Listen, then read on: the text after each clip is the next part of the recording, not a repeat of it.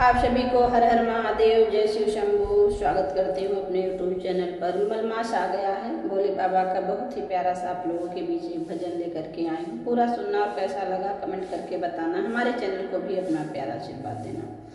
हर हर महादेव, जय शिव शंभू। बगिया में फूलाइल धतूर हो, भोलाई है जरूर। बगिया में फूलाइल धतूर हो, भोलाई है जरूर। सोने के लोटा गंगा जल पानी, सोने के लोटा गंगा जल पानी। चरण धुलैबे जरूर हो, भोलाई है जरूर। चरण धुलैबे जरूर हो, भोलाई है जरूर।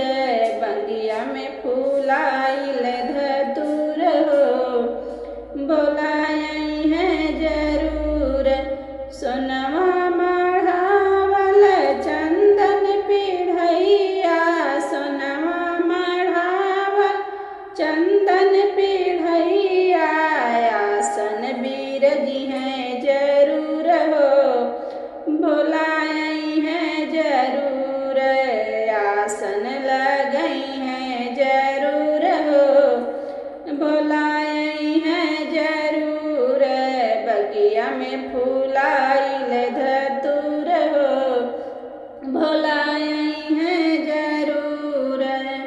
चांदी के कटोरी में केसर घोर के, चांदी के कटोरी में केसर घोर के। माथे तिलक लगैबे जरूर हो, भोलाई है जरूर। बगिया में फूलाइल धतूर हो, भोलाई है जरूर। बगिया में फूलाइल धतूर हो, भोलाई है जरूर।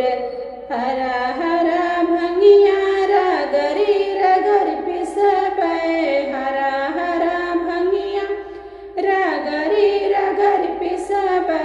भगवा लगैबे जरूर हो, भोलाई है जरूर। बगिया में फूलाइल धतूर हो, भोलाई है जरूर। नैहर में मंगबे भैया भतीजवा, नैहर में मंगबे भैया भतीजवा।